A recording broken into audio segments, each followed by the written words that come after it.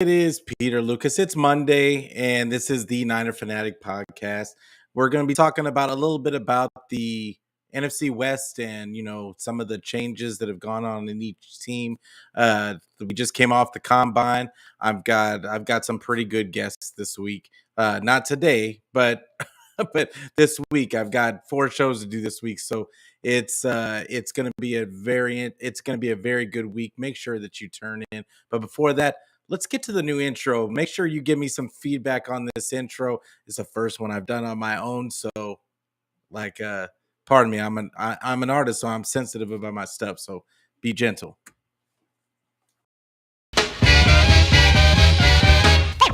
Ladies and gentlemen, I like to know. are you ready for start time?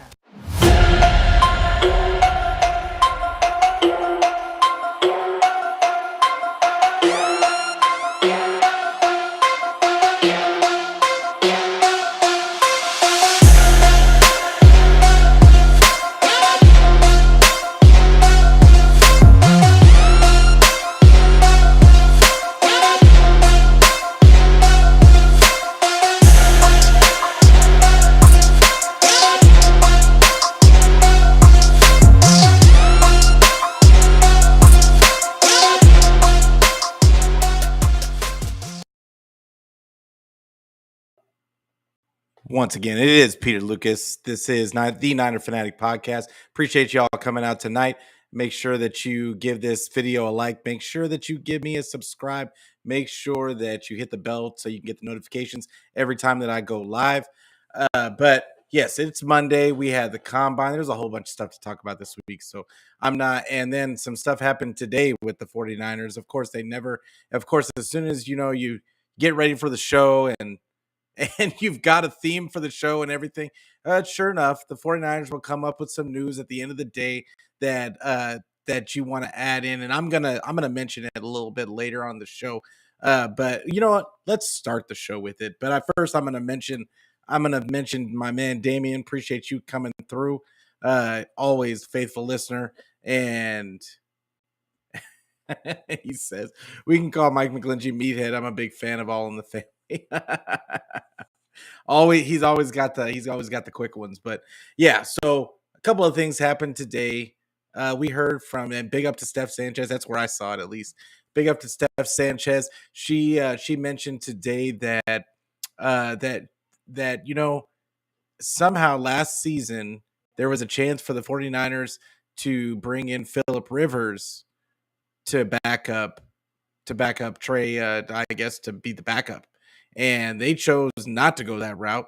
Apparently, he reached out to them. We don't know if it's 100% accurate, and Steph said as much. So, let's not say that this is gospel or anything, but until we find out more about it. But what do we think? Do we think that Phillip Rivers could have made a difference?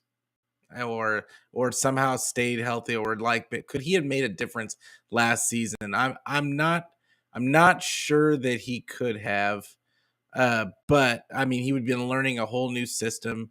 I mean, granted, he's a vet, and I mean, I can't help but think that might have meant something down the stretch. We might not have even seen Brock Purdy. Let's be honest. Phillip Rivers doesn't really get hurt that much. So, and I would say that he would probably be the best quarterback that Shannon had for the 49ers. So I'm not sure. I'm not sure that we would have even saw Brock Purdy. So it's an interesting twist to the storyline for, I'll say that much. And Damien says Phillip has 11 kids. He needs to be quarterback until he's 50. Man, I got 3, and I don't know how you do, how you even take care of 11. I'm tired with 3. So, but hey, kudos him. Good, big shout out to Phillip Rivers' wife, because 11 kids, that woman is a saint. Literally. I mean, big up to her. And I mean, I don't know how you do it, but But with that being said, and then there was another story today that they were talking about. Uh, the other storyline was that the 49ers are showing interest in Jesse Bates. They showed an interest in a few people already. Like the rumor mill is in full swing. It's full off season mode now that the combine is over, and they said that Matt Ryan is in the mix. Please pray for Matt Ryan. Like I would love to have him as the third quarterback. But yeah, they said that apparently the 49ers are in the mix for Jesse Bates because Cincinnati doesn't want to pay him, and I mean the safety market isn't crazy. So I mean it's always a possibility. Do they need him? I don't know that they need to spend big bucks for Jesse Bates. I know it's a splashy name, but do they need that? I'm not quite sure that they do. And it's it. I mean, Tayshaun Gibson says he wants to play, and I know that sounds crazy for me to say that I would rather have Tayshaun Gibson than Jesse Bates, but I think that there's a lot of options out there. Uh, Jesse, big up to Jesse Naylor, put out something the other day. I think it might have been today, like that he put out who he was expecting the 49ers to sign. And he had on there my guy, the guy that I talked about earlier in the offseason, was as soon as we started talking free agency, I was talking about Nasir Adderley off of the Chargers. Also, another guy I was talking about because the rumors have been going on for weeks now that the Chargers were possibly going to release Khalil Mack. And I said both of those guys would be good guys for the 49ers to talk to and possibly bring in. You've got Steve Wilkes, who he does really well coaching up defensive backs. So I could see Nasir Adderley coming in here, who has a ton of physical talent, is didn't necessarily mesh with the coaching staff in the Chargers, but I think the 49ers have the best coaching staff in league. And that's me being a homer, but I really believe that. And I think that they get the best out of everybody that they bring in, except for at the quarterback position. But that's a whole nother story. But with that being said, I don't think that the Jesse Bates thing is a story. I don't see them paying a whole bunch of money for Jesse Bates. That's just my personal opinion on it. I know it's going to be a good story. I know that we're probably going to be talking about it for until free agency hits, but I just don't think it's going to happen. It just doesn't make fiscal sense. If that it just doesn't. Not to me. Like they're going to want to save some of that money for they've got some guys contracts coming up, not even including the Bosa contract. Like so it'll be interesting. But East Coast Red and Gold podcast. What's going on, fam? Appreciate you coming through, and make sure that you go and watch their show. Great show. Make sure you check them out. Give them a subscribe. And but today's show is really about. I'm just getting that latest news out. But this show today is about the NFC West.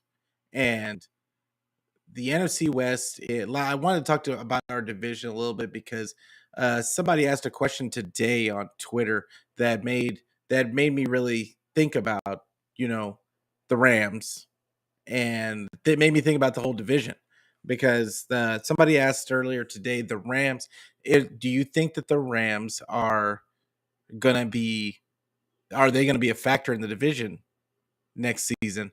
I don't think so. Hey, what's going on, Bebop? Appreciate you coming through. Like always a pleasure. And but yeah, I don't think that the Rams are going to be a factor.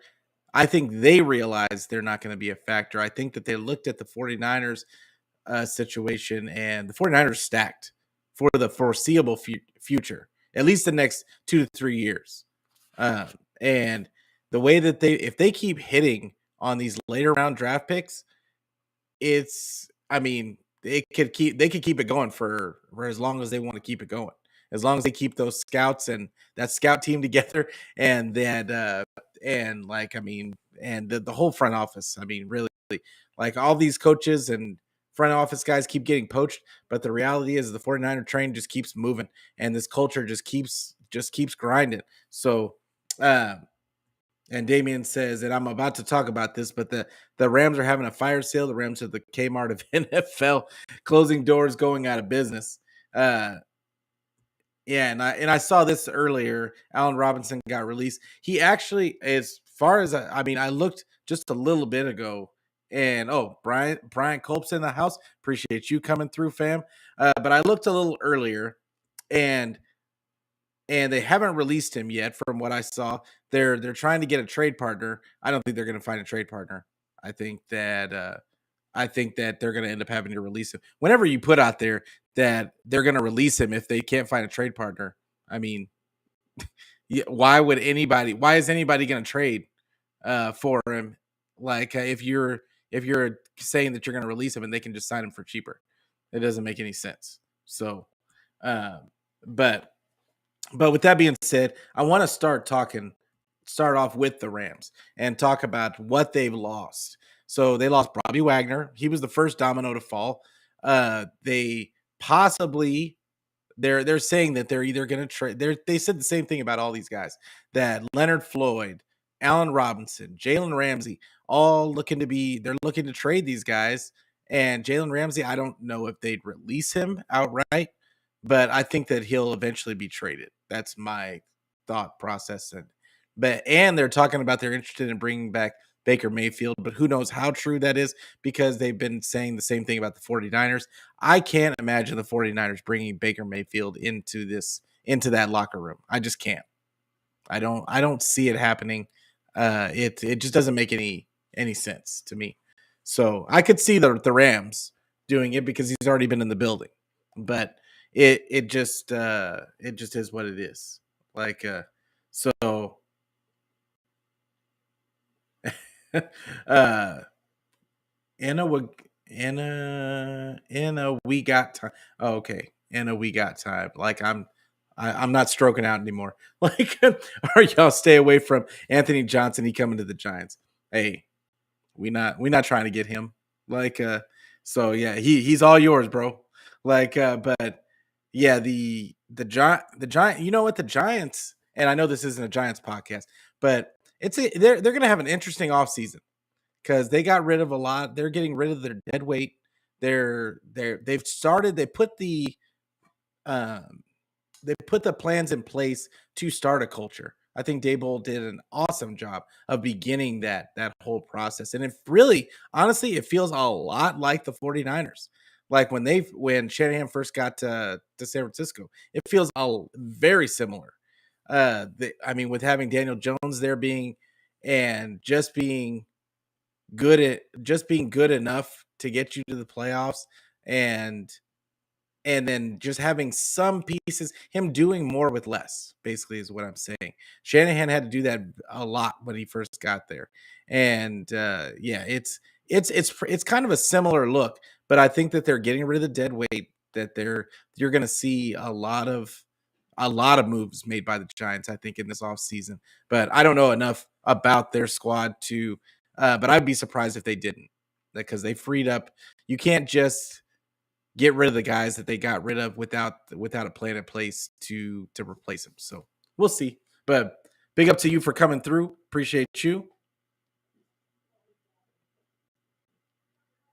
Yeah, look at you got to come in and make fun. Yeah, you just say the hey, dog, like you got to make it easier. Oh, that's all I'm saying. And but Brian says in 6 seasons with the Niners, goal converted 161, when he had field attempts at 379 out of 383, extra point attempts 99. And dog, I said last week that I really, and I'm going to talk about the Niners last because I want to make sure that we get all of the things that are going on with the other teams out. But I thought that they should have kept Robbie Gold. Like that was my personal opinion on it. But now that they're not, we've got to look at the other options. I fully expect them to draft a guy. I don't see them just signing a vet. Like that's not what I'm seeing. I guess it just all depends on how the board falls, but I'd just be surprised if they would leave those high pressure kicks because you got to be assuming you're going to the playoffs. So to leave those high pressure kicks to a rookie or to yeah, I don't know. I don't know that, but how that's going to work out. We saw what happened with Dallas, like and their kicker, and maybe that doesn't happen for everybody, but it scared me. So I'll say that. Oh, Mariah's in the building. Miss Mariah, appreciate you coming through, fam. We got to do the show soon, Mariah. Like I can, yeah. Hey, just to let everybody know, I messed up, and I apologize to Miss Mariah. Like I double booked on a day. It's completely unprofessional on my part, and I apologize because they're Miss Mariah and TL are family, and that should not have happened. So I do apologize. I take full accountability for that, and we will get you guys back on soon. My slate is full right now, like, but we will get you guys on as soon as possible. And hey, feel free to reach out. I'm always willing to come on y'all's show. So, uh, but the Damien says maybe the Rams can play the San Antonio Jaguars in the XFL to get their pride. Dog, I don't think there's anything that the Rams can do right now. But I did want to mention though that about the Rams that with them losing, them having their fire sale, and them losing Leonard Floyd, Allen Robinson, Jalen Ramsey, it's probably not going to be good for them. They do have 10 picks in the draft. I don't think that they've done that well drafting. I mean, it's been hit or miss. It's probably been league average. I think that we're spoiled as 49er fans that so many of such a high percentage of our guys hit or at least become backups. They become like role players of some sort. And the Rams, I just don't know of many guys that they drafted that have been anything. I mean, I remember Taylor Rapp getting used and abused, and I'd have to look deeper into it. But they've got 4 comp picks, which I mean speaks to their coaching staff. I don't want to poo poo the Rams coaching staff. They won a Super Bowl a year ago, and they did. You can't hate. Like we're still waiting for ours. So I mean, I think that they do have a good coaching staff there. I mean, obviously they have a good head coach, and it'll be interesting to see what they're going to do to fill all these holes with cheaper options. And do they just kind of tank to get some more draft capital? Because their picks aren't they don't have a pick until 36, so the second round. They don't have a first round pick this year. I don't know when they get their next when the next year is that they get their next first rounder.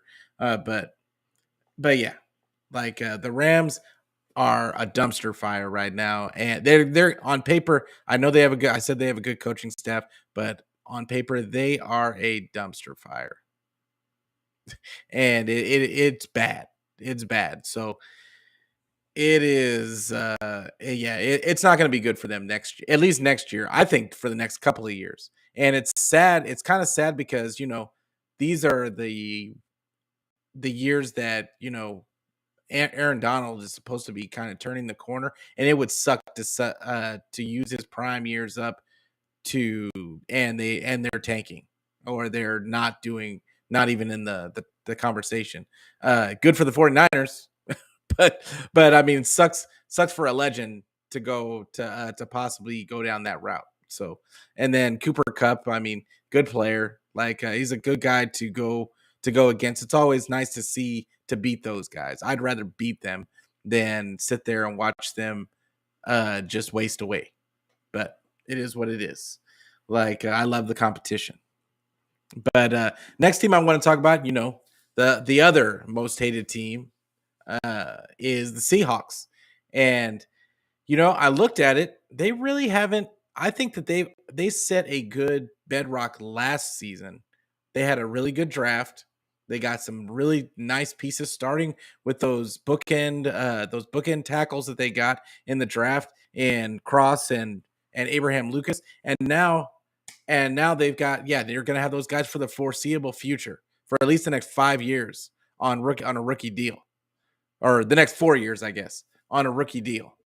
So that's huge. I wish the 49ers could get that something around there, like get something like that done. But I'd settle just for the right tackle at this point. But they re-signed Geno Smith today, 3 years, 105 mil. Now we know that there's going to be a lot of funny money involved, and he's probably not going to see the last year of that deal. I fully expect with that deal, I fully expect them to draft a quarterback. I think that they are. If they were planning on Geno Smith being the guy, it would have been a 4 or 5 year deal. With it being a 3 year deal, I really expect them to draft somebody, and it's going to be. I just think that it's just going to be like, I don't know who they pick, because they have the 5th pick overall, which means they're right in the mix there for the quarterbacks, and I just wonder which one of those do you guys pick? Do you take AK the guy from Florida, Anthony? God, I don't know why I'm blanking on his name, but the guy that just destroyed the combine, like had every measurable possible. Do you go for that guy, or do you go for more a traditional pocket passer? I'm not. I think that they would rather go with the CJ Stroud or Bryce Young. Who knows if they'll be there at 5? They may end up trading up to get it, because they have 9 picks in the draft. They got 2 picks in the first round. They got 5 picks in the top 100. So they could easily trade up in that and get to that 4th or 3rd spot. I just man, I don't know. Do you mortgage both of those first round picks to get higher, to get your quarterback for the foreseeable future? And see, that's what makes this deal so intriguing to me, is because I think that they're going to get a guy that's going to get a chance to sit. That's what I think is going to happen. I would be shocked, or maybe they don't like the quarterbacks in this draft and they're going to wait till next year. That could be a thing too. But I think with them not going long term with Geno, I think that's a sign. So that's my personal opinion on it. But yeah, for 2 first round picks, which, I mean, they had a great draft last year. If they got 5 picks in the top 100, that's a whole lot of talent. And if they hit on 3 or 4 of those guys, it could be a quick turnaround to the Seahawks being a thorn in the 49ers side real quick. They already made the playoffs this year. And while the 49ers swept them, it wasn't I mean, they're close. They've got pieces. And who knows how long they're going to be able to keep DK and Tyler Lockett together. But I mean, yeah, it's an interesting pairing, because they're on their way to having a really good offensive line for the foreseeable future. Then you've got the running back already. You don't they'll probably draft another guy, but then it's really, to me, it's all about fortifying their defense.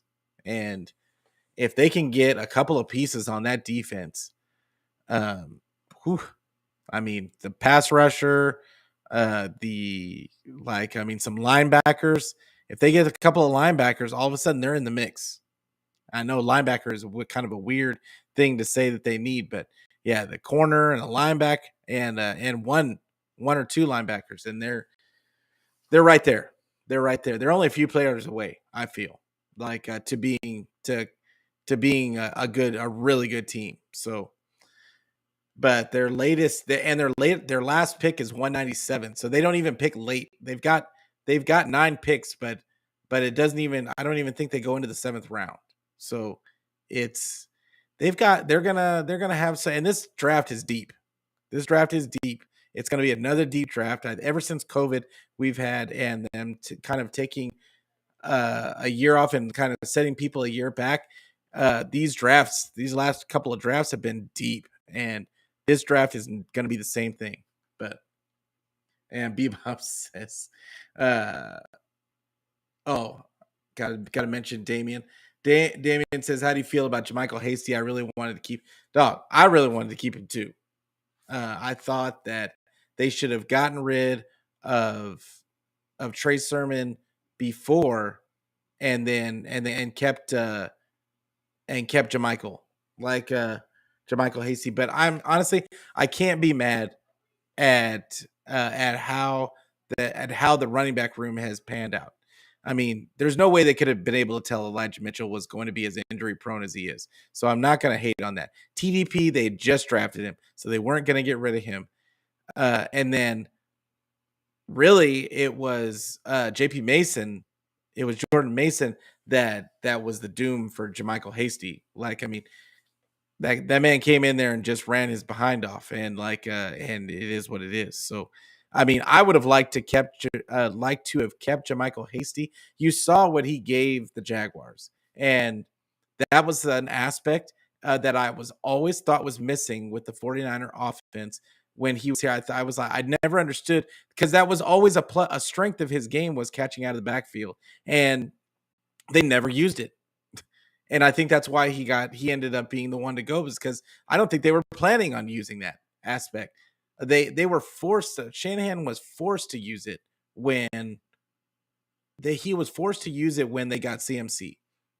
But before that, they never threw the running backs.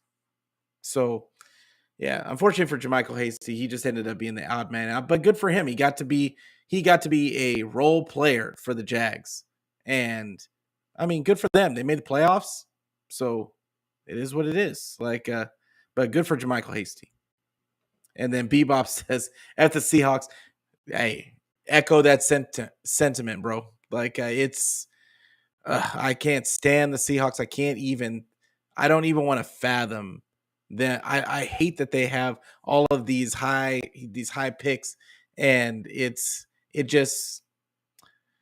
I'm hoping that the magic of Pete Carroll just wears out eventually, because this man has been a thorn in our side since he got there. And but it is what it is. And so moving on, because we're almost out of time, but moving on to the Cardinals, and this is the Rams are a dumpster fire intentionally. The Cardinals are just the worst ran organization in our division. They're terrible. Their owner's terrible. Their coach was terrible. They fired him. They brought in another guy that I think is going to be equally terrible in Gannon. I don't. There was a clip out there of his really uncomfortable first meeting with I'm trying to remember. It was Rondale Moore. And I don't know if you guys saw it, but go look up that video. Oh my God. I mean, it's just, he's so fake. He's so fake. It's painful. And it's going to be bad. It's going to be bad. Their quarterback is a crybaby, and he's constantly pouting. He's not a leader. I mean, he does well, though. When he does well, it's linked to how much he's played video games. I mean, that's what we're talking about with this guy. That's how much of a dumpster fire this team is. So, but they fired Kingsbury, signed Gannon from the Eagles. It looks like they're going to release Robbie Anderson. I guess his name is Chosen now. But I mean, when you're on that type of a team, I wouldn't expect anything less. Anyway, that's it. That's his deal. If he wants to call himself Chosen now, then you do you, bro. But they released Vance Joseph, DC. That's not surprising, considering Gannon is probably going to want to bring his system in and bring in one of his guys to run the defense. And JJ Watt retired for that. Man, I don't think he could probably get out of there quick enough. But they've got 8 picks in this coming draft. They had 3 comp picks. They were third. They got the 3rd pick overall. So I'm interested to see how badly they can mess up this pick. And I feel bad for whoever it is because, like I said, it's dumpster fire. They're gonna mess up this pick. I'm just letting you guys know now. I wouldn't if I was them. I would trade out of. I would trade out of that pick and get and like load up because you need way too much. They need way too much. They need a whole new offensive line. It's bad. Like so they and their defense. They need to rebuild that defense. So I would trade out of the third pick. But they've got 4 picks in the top 100. So they've got there's going to be talent there for them to pick up to make a difference. If they trade out of that third pick, now you're talking about they're setting themselves up for a whole bunch of high level players coming in if they do it correctly, which the organization has ran terribly. So I don't expect them to do it correctly. It is what it is. But Damien says I would play the Willy Wonka song when we play. Yeah, I mean, I don't want to make fun of him about his height, but I mean, he's pretty short. And Bebop says, should have hired Eric Bieniemy. You know, that's something that I think good franchises do is they identify. It's not about what the biggest name is. It's about who is who is a fit for what you want your culture to be. And I think that this organization just does a terrible job. They grabbed on to the hottest name at the at that second, and it's going to turn out to be another terrible decision. I mean, Kingsbury was a mistake, even though they got to the playoffs. It was still a mistake. We all saw it. We all saw it coming. So yeah, just terrible. But Bieniemy is going to eventually get his spot. He's going to eventually get his time. If he can turn around this Washington offense, which sidebar is not bereft of talent, Washington's offense has a ton of talent, and if they hit on that quarterback, like he doesn't even have to be great. He just has to be solid. They've got a ton of talent on that offense. And if Bieniemy can somehow implement now, granted, he's not going to have Pat Mahomes to work with. I don't care how good this guy ends up being, he's not going to be as good as Pat Mahomes. So, but yeah, there's a lot of talent there. So there's going to be no excuse for Bieniemy when he comes in, even though that organization sucks. Damien says, I would apply for the Cardinals coach job and I would just come to work smelling like Budweiser and Crown and Coke. Yeah, did they even pay attention? They got voted I think they got voted the worst team in the league, like worst organization on how they take care of their players. I mean, that's not good. Now, the 49ers were 7th overall, which I wasn't even comfortable with being 7th. And I think that the 49ers, I think they got hit really hard on their training room.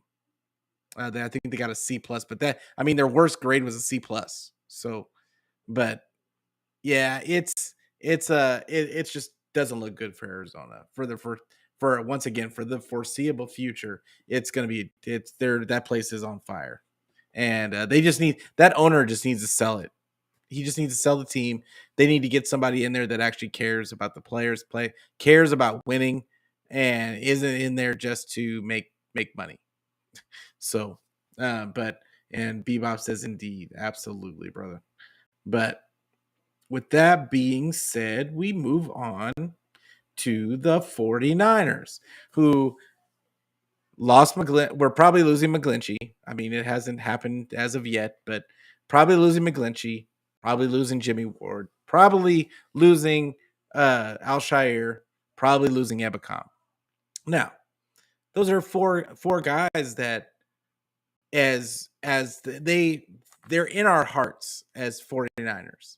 But if you really look at it objectively, are they impossible pieces to replace? I don't think so. I don't think so. I think that there is going to be a ton of pieces now. Granted, at the time, there was no one. It looked like there was not going to be anybody to replace McGlinchey. But as we keep going, moving closer and closer to free agency, teams are just releasing guys to free up cap space. And this might be the 49ers might have an opportunity to get a right tackle, and they might be able to cover all of their needs in free agency. Like it's as we keep going and inching closer to it, I think that there's a lot of guys that are going to want to come to the 49ers because of this culture, because of this coaching staff, because of the players that are here in the building. The 49ers look like a ton of fun to play for. I mean, that's just the way it looks on paper. So like, but they did bring back Juwan Jennings. We talked about that last week. They replaced D'Amico Ryans with Steve Wilkes, which I think is an underrated. I think that is going to be as much as we talked about it at the time. I still think that is going to be an underrated storyline, and that is something that we are going to see the fruits of as this, maybe not right away as soon as the season starts, but towards midseason, I think that we're going to start seeing the fruits of that pickup. And when this secondary starts playing as good as the defensive line has, and as good as these linebackers, if they can get this back end as good, because that's always been the 49ers, not weakness. I don't want to call them a weakness because I don't think they're a weakness, but they've always been a little lesser than the other two groups. And so it's going to be huge. I think it's going to be an underrated storyline, but they also have 10 picks in the draft. Now, granted, most of them are late picks. We don't have a pick until 99. So we have one pick in the top 100, and it's literally almost 100. But 6 comp picks, the most in the division. It's the 49ers have done an outstanding job of cultivating coaching talent and letting these guys spread their wings elsewhere and getting compensated for it. Letting players go elsewhere and letting them coaching these guys up, letting them spread their wings at other places and getting picks and getting compensated for it. It's a factory at this point for comp picks. They're going to get more next year already.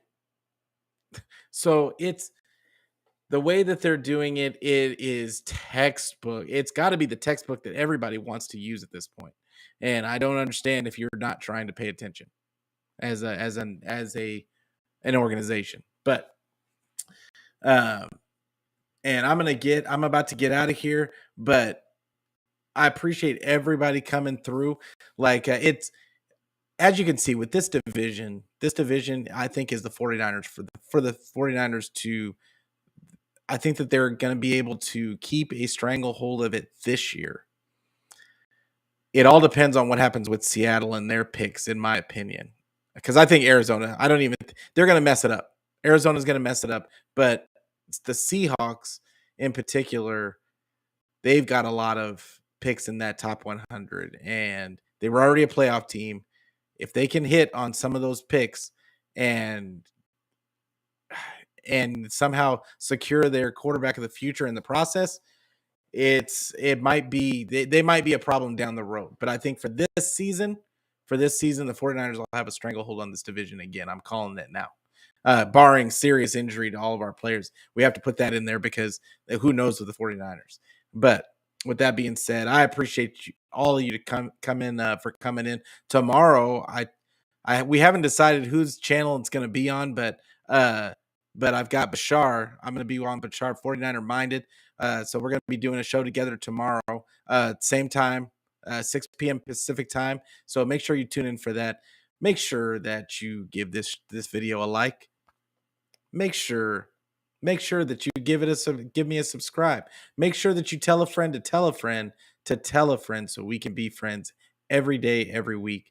And but we want to make this name Niner Fanatic podcast go viral. So I appreciate you guys being a part of the community, but we need to grow this community as much as we possibly can. Like I want everybody to have a voice and come in here and be able to. Eventually, we're going to get started with the call-in shows again. Once we build up this community, like not that I don't love talking to all of you guys all the time, but yeah, we want other voices in the community, right? So it is what it is. But Bebop said Gino will look like a backup next year. I look at it as they got a lot of high picks. Bebop, like I don't want to, and who knows who they're going to pick up in free agency. So that's also a whole nother factor. But he says that they're going to sweep. But I hope so. I hope so. And but with that being said, we're gonna get out of here. But like I said, watch tomorrow. It'll be either on my channel or Bashar's. We haven't decided yet. But me, 49 reminded tomorrow, Wednesday, I've got Steph Sanchez, and we're gonna recap the draft. She was at the combine this past week. We're gonna get her takes on all the people that she talked to and saw in person. So I'm really excited to talk to her about this, about the combine and about the draft coming up. And we'll probably talk about some other, the 49ers are going to give us some tidbits to talk about. So keep that in mind. And then Thursday is always 49er Podcast Network Day. So be on the lookout for that podcast, and I'll be on that with Beto and Forever Faithful and Dion and all the guys at the 49er Podcast Network. Make sure you give that channel a subscribe. Make sure you check out those videos. But like I said, we gonna get out of here. Appreciate you guys coming through, but as always, we gonna get out of here with the Go Niners.